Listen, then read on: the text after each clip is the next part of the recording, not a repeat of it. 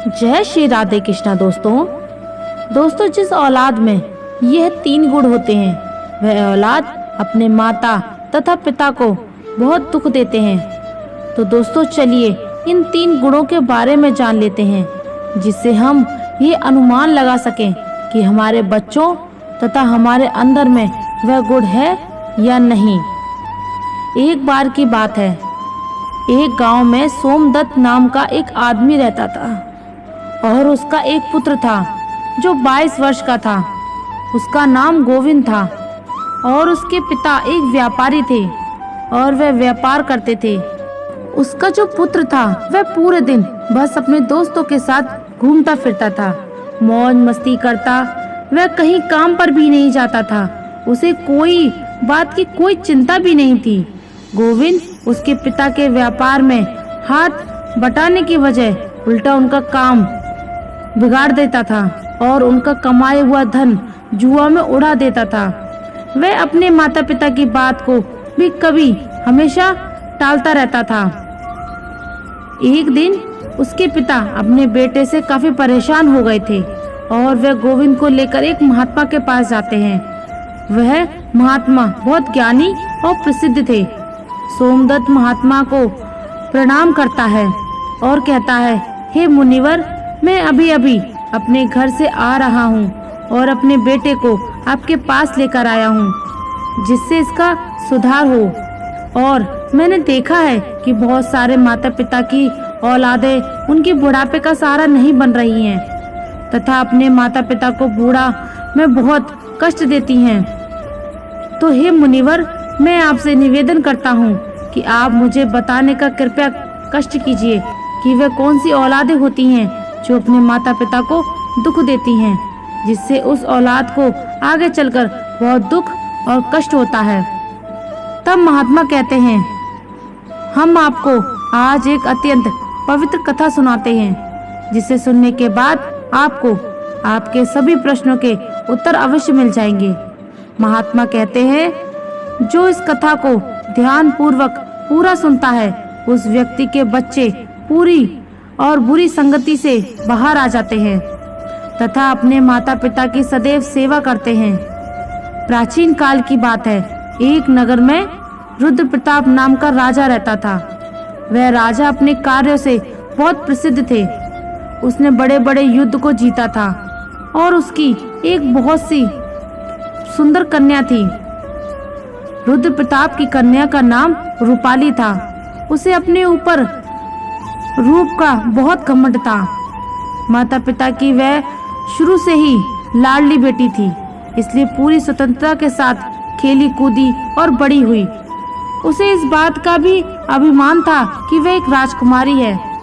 वह अपने आगे किसी को कुछ नहीं समझती थी। चलते फिरते लोगों का अपमान करती रहती थी। हर व्यक्ति को, बेटा हो या बेटी, जरूरत से ज्यादा अधिक स्वतंत्रता उन्हें बिगाड़ देती है और उन्हें बिगाड़ने में सबसे बड़ा योगदान उनके माता पिता का ही रहता है। बच्चे यदि मनमानी करने लगे तो माँ बाप को उनकी तरफदारी नहीं करनी चाहिए, बल्कि उनकी गलती पर उन्हें समझाना चाहिए। जरूरत पड़े तो डांट फड़क के भी लगानी चाहिए। और बच्चे भी आपकी बात तभी मानेंगे जब आपने उन्हें बचपन से समझाया होगा, उनकी हर एक गतिविधियों पर नजर रखी होगी, उन्हें आदर्श का पाठ पढ़ाया होगा, उन्हें संस्कारों से सींच होगा। यदि माता पिता ने ऐसा नहीं किया है तो औलाद के बड़े होने पर आप उन्हें दंडित करके भी नहीं सुधार सकते। तब तो आपका समझाना भी बिल्कुल मुश्किल हो जाएगा।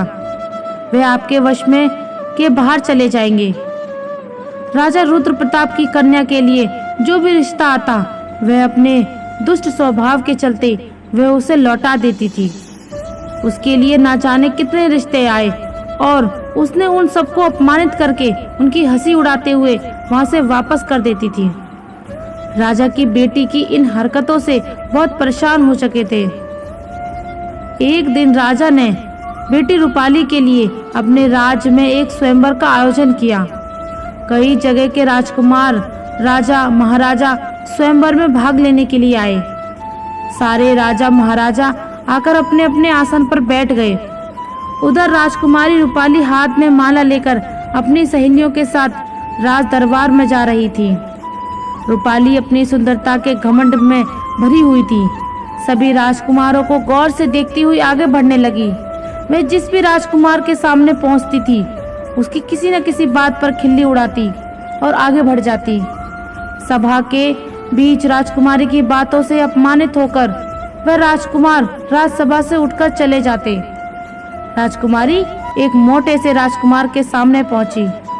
वह उस मोटे राजकुमार की हंसी उड़ाते हुए अपनी सहेलियों से बोली, हे सहेली, देखो इन महाशय को, इनका शरीर कैसा लग रहा है, जैसे किसी ने आटे का बोरा रख दिया हो। उसने शरीर की बनावट पर वह काफी देर तक हंसी उड़ाती रही।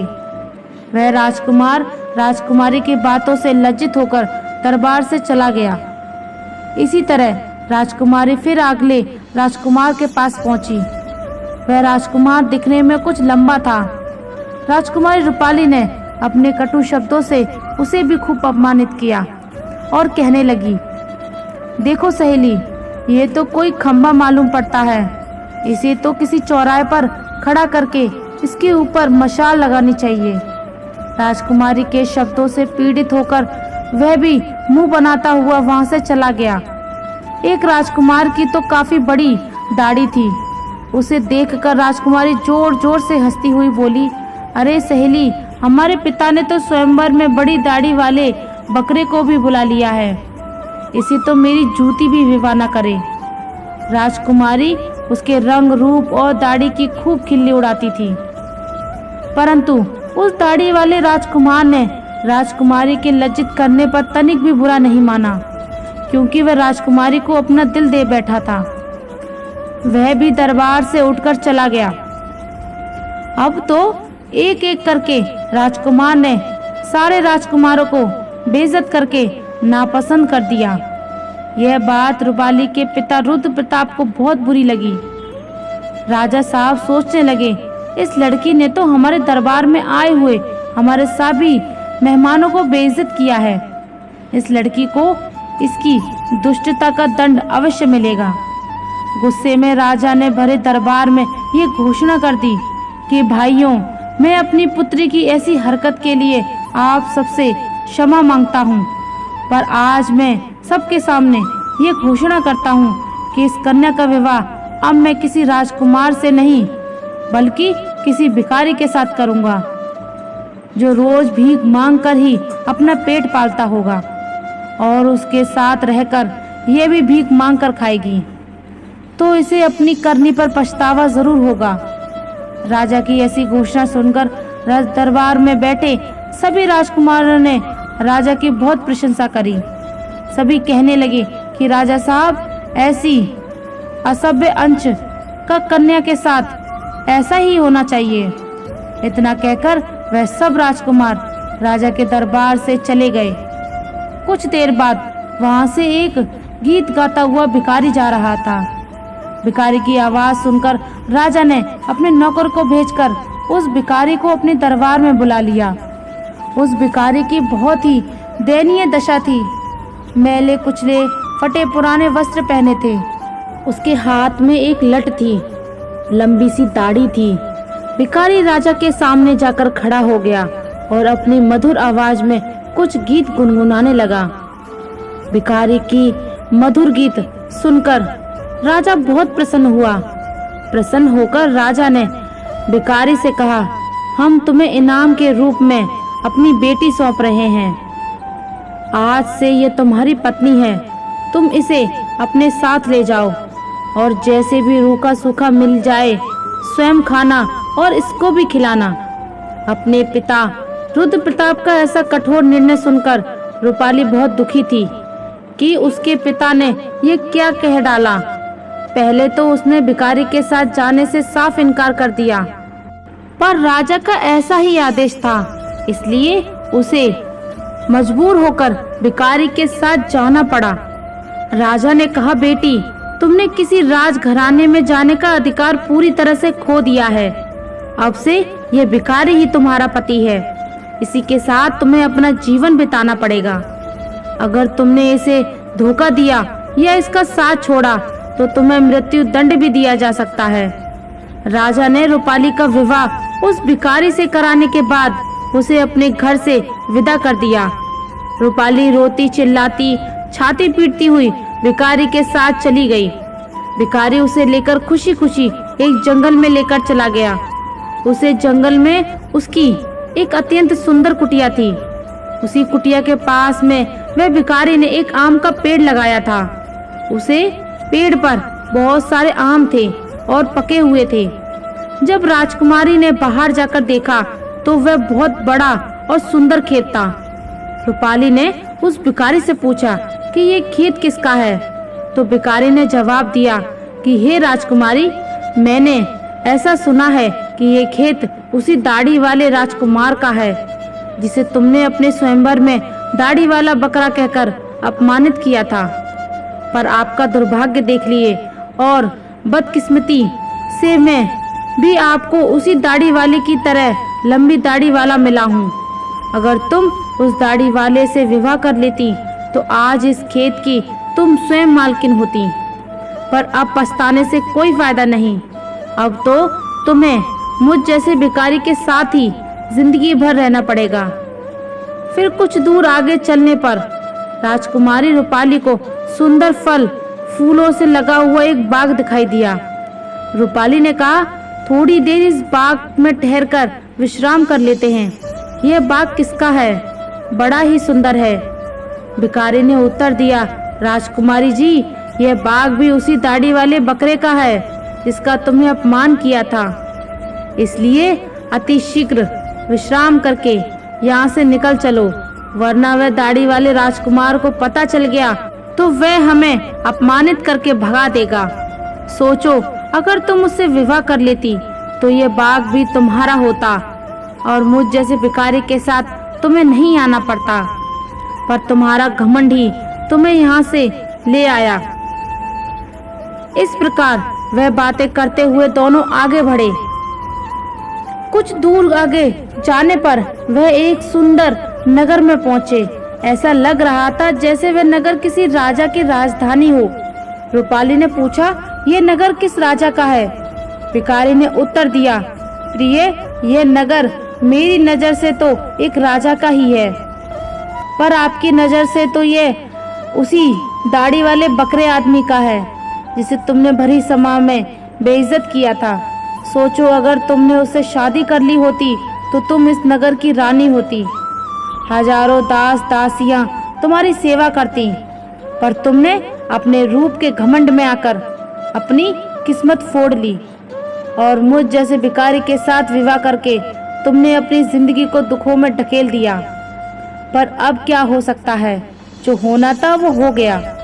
भिखारी की बात सुनकर राजकुमारी को बड़ा पश्चाताप हो रहा था। कहने लगी, काश मैंने उसके साथ विवाह कर लिया होता। भिखारी ने रूपाली के मुख से ऐसी बातें सुनकर नाराज होते हुए कहा, राजकुमारी खबरदार, जो अब तुमने दूसरे पुरुष के बारे में सोचा भी, तो अब तो तुम केवल मेरी पत्नी हो और मैं ही तुम्हारा पति हूँ। अब महलों के सपने देखना छोड़कर तुम्हें मेरे साथ मेरी झोपड़ी में रहना होगा। इतना कहकर भिखारी राजकुमारी रूपाली को अपनी झोपड़ी के पास ले आया, जो राजा के नगर से कुछ दूर एक तालाब के किनारे बनी हुई थी। झोपड़ी देखकर रूपाली को बड़ा क्रोध आया। कहने लगी, ये कितनी बेकार सी झोपड़ी है, मैं इसमें कैसे रह पाऊंगी? इसमें रहकर मेरा दम घुट जाएगा।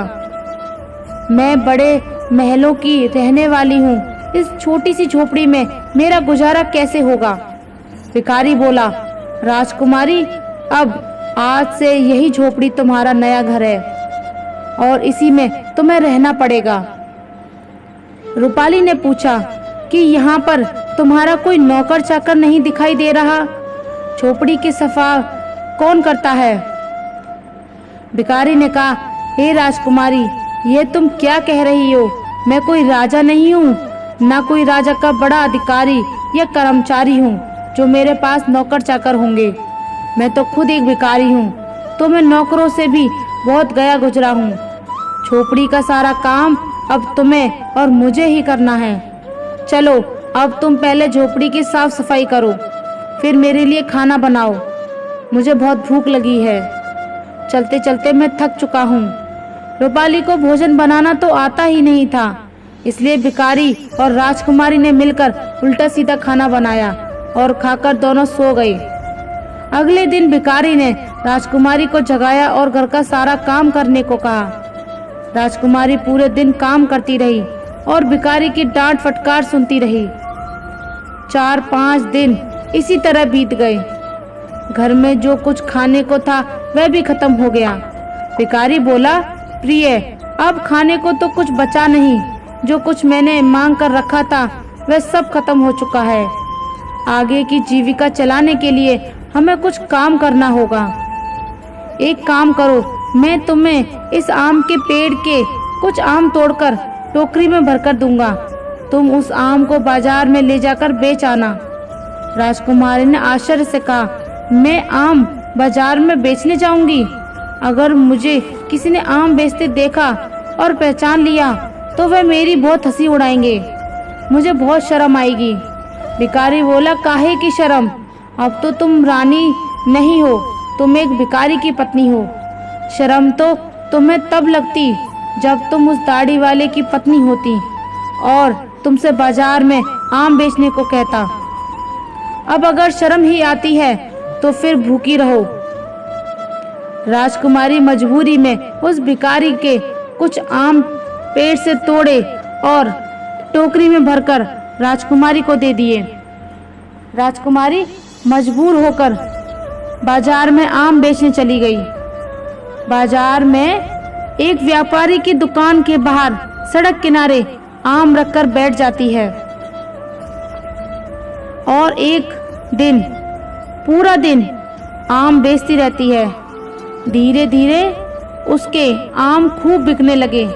एक दिन की बात है, जब राजकुमारी रूपाली रास्ते पर बैठी आम बेच रही थी, तभी वहां पर एक राजा का सैनिक आता है और उसने लात मारकर उसके सारे आम इधर उधर फैला देता है और बोलता है, खबरदार, जो रास्ता घेर कर आम लगाए तो उसके बहुत सारे आम फूट जाते हैं और उसका बहुत नुकसान हो गया। राजकुमारी को बड़ा दुख हुआ। उसने सारी बात झोपड़ी में आकर भिखारी को बताई कि आज एक राजा के सिपाही ने उसके आम पर लात मारकर फोड़ डाले। भिखारी ने कहा, तुम बिल्कुल पागल हो। अगर तुम बीच रास्ता घेर कर दुकान लगाओगी तो सिपाही तो आम फोड़ेंगे ही। तुम्हारी वजह से राहगीर को वहां से निकलने में तकलीफ हो रही होगी। अब तुमसे यह भी काम ठीक से नहीं होगा। तुम्हें कोई काम बताओ तो तुमसे ठीक से नहीं होता ये। अब मैं जा रहा हूँ और तुम्हारे लिए कोई और काम तलाश कर आऊंगा। भिखारी गया और राजा के एक बड़े अधिकारी के यहाँ रसोइये का काम तलाश आया और रूपाली से कहा, मैंने तुम्हारे काम की व्यवस्था कर दी। कल से तुम राजमहल में कर्मचारी की रसोई में जाया करोगी और वहाँ के रसोइये के साथ मिलकर खाना बनाना। वहाँ से हमें खाने के लिए अच्छा अच्छा भोजन भी मिलता रहेगा। इस प्रकार वह घमंडी राजकुमारी रसोइये की मददगार बनकर काम करने लगी। वह सुबह से शाम तक रसोइये के साथ मिलकर काम करती और रात को बचा हुआ खाना अपने घर ले आती। इस तरह दोनों की जिंदगी अब कुछ सुकून से कटने लगी। एक दिन की बात है, रूपाली रसोई में काम कर रही थी। तभी उसने खिड़की में झांका, देखा वह राजा के महल में कुछ उत्सव होने वाला था। पूरा राजमहल सजाया हुआ था। बड़े बड़े मेहमान आ रहे थे। नौकर चाकर उनका स्वागत कर रहे थे। महल में बड़ी धूमधाम थी। राजकुमारी वह सब देखकर अपनी किस्मत को कोस रही थी। अपनी किस्मत पर आंसू बहा रही थी और सोच रही थी कि काश मैं भी इतनी घमंडी नहीं होती तो मुझे ये दिन देखने को नहीं मिलता। वह वहाँ खड़ी खड़ी सोच ही रही थी, तभी वहाँ 2 दासियां आती हैं और कुछ खाने का सामान उसकी टोकरी में रखकर चली जाती हैं। राजकुमारी टोकरी को लेकर अपने घर को लौटने लगती। अभी वे दरवाजे से निकली ही थी, तभी सामने से एक राजा का पोशाक पहने एक पुरुष ने आकर उसे रोक दिया। देखने में वह वहां का राजा महाराजा मालूम पड़ रहा था। राजकुमारी ने जब उसके चेहरे को देखा तो वह डर के मारे कांपने लगी, क्योंकि वह राजा वही दाढ़ी वाला था जिसको रूपाली ने अपने यहाँ दाढ़ी वाला बकरा कहकर अपमानित किया था। राजा ने राजकुमारी से कुछ नहीं कहा, बल्कि वह उसे उसका हाथ पकड़कर दरबार में लेकर पहुंचा, जहां तमाम मेहमान लोग बैठे हुए थे। वहां की भव्यता को देखकर घबराहट में राजकुमारी के हाथ पैर कांपने लगे।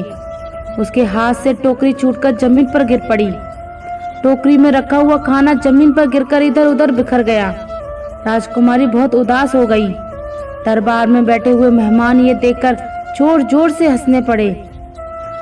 उसने अपने ऊपर सबको हंसता हुआ देखकर रूपाली घुटन से मरी जा रही थी। उसे ऐसा लग रहा था कि अभी धरती फट जाए और मैं उसमें समा जाऊं। उसने राजा से अपना हाथ छुड़ाया और वहां से भाग जाना चाहती थी।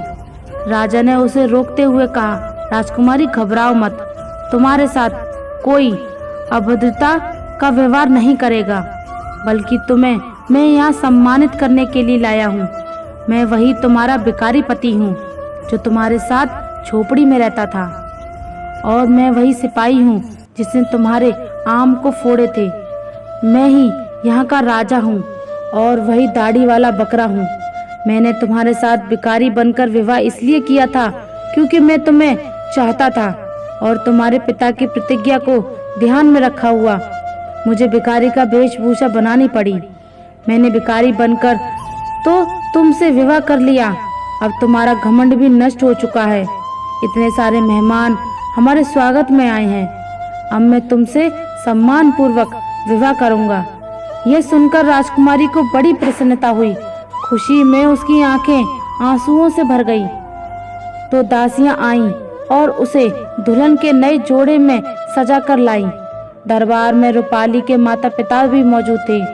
सबने राजकुमारी को खूब आशीर्वाद दिया और राजा के साथ समस्त मेहमान की उपस्थिति में उसका विवाह हुआ। उसका सारा गुरूर उतर चुका था। वह पूरी तरह से बदल चुकी थी। उसने जिंदगी जीने का तरीका सीख लिया था। इस प्रकार राजकुमारी उसी दाढ़ी वाले पति जो राजकुमार थे उनके साथ बड़े आनंद से रानी की तरह जीवन व्यतीत करने लगी। दोस्तों, जब महात्मा सोमदत्त से कहते हैं, अत्यंत सुख सुविधा में पलकर मनुष्य उन अनुभवों से, उन संस्कारों से अपरिचित रह जाता है जो उसके जीवन में आगे बहुत कष्टदायक है। इसलिए मनुष्य को कभी भी किसी बात का घमंड नहीं करना चाहिए। पर परमात्मा जब तुम्हें किसी एक गुण से संपन्न बनाता है तो बाकी कई गुणों से खाली रखता है, ताकि तुम्हें जब भी कभी अभिमान हो तो तुम्हें उसका सबक मिल सके। और इस प्रकार से महात्मा ने बताया, जिसकी औलाद अपने मनमानी करती है तथा अपनी माता पिता का अपमान करती है और उनकी बात को नहीं मानती, औलाद सदैव मुसीबत से घिरे रहते हैं। बेटा गोविंद, अब तुम जाओ और अपने पिता के कारोबार में मदद करो। सोमदत्त और उसके बेटे दोनों ने महात्मा को धन्यवाद किया और वापस घर लौट आए। दोस्तों, आपने आज के इस वीडियो से क्या सीखा वह मुझे आप कमेंट में बता सकते हैं। इसी के साथ हम उम्मीद करते हैं कि आपको आज की वीडियो पसंद आई होगी। तो इस वीडियो को उस इंसान को शेयर करें जिससे ये कहानी सुनने की जरूरत है, और उसी के ठीक बाद चैनल को सब्सक्राइब करें। धन्यवाद। जय श्री राधे कृष्णा।